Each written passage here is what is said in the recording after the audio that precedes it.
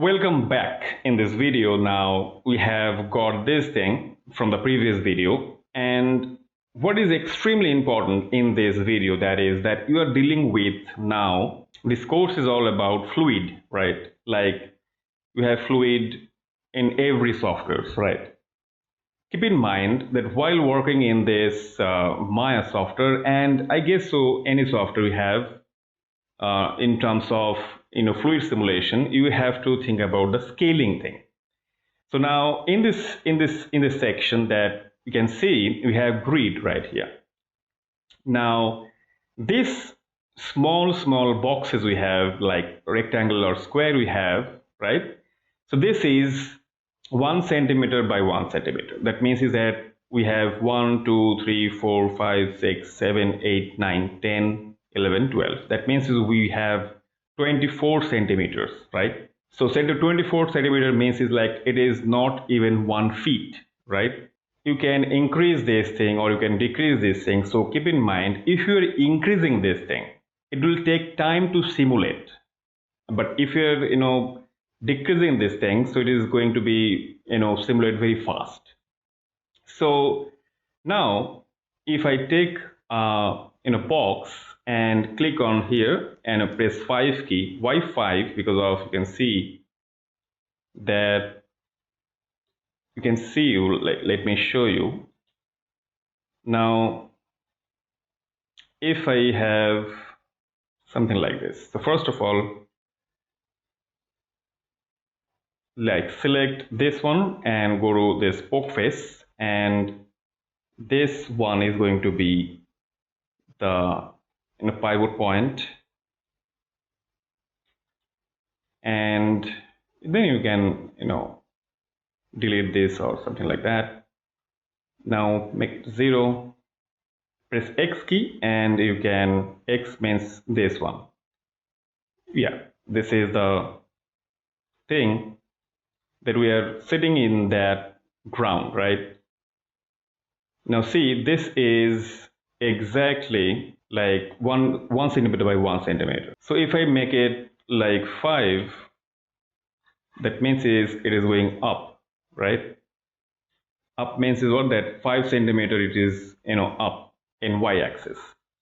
So we need to make a scale that is 10 centimeter, and in this case we need to make it 0. Now you can see we have, I guess I have to make it 0.5 because of it has to be exactly in the middle of this line, right? So now what I'm trying to show you, that this is not important. This Y feature is not important. The important feature is this scaling thing. So this 10 by 10 centimeter, it is all about centimeter. So your container should be in that particular box, inside that particular box, right? So now how do I do that? If I select this group, press R key, and you can make it happen like this. All right, so this is a very simple thing, that this box is only for measurement. All right, so if you make this kind of thing, it will take huge time to simulate, because of we have lots of calculation is going on, right? But we are mimicking the natural thing, right? But it is not real. This is a CG kind of thing. So we need to cheat. This is a very important thing that we have to cheat. Now you can delete this, there is no problem. Now sometime what happens, if it is happening like that when you are using this small, you are making it small or big, sometime it may happen that this one is scaling down, but this one is not scaling down. It may happen. Like, I cannot tell you the exact situation that when it is going to be happening, but sometime it happens.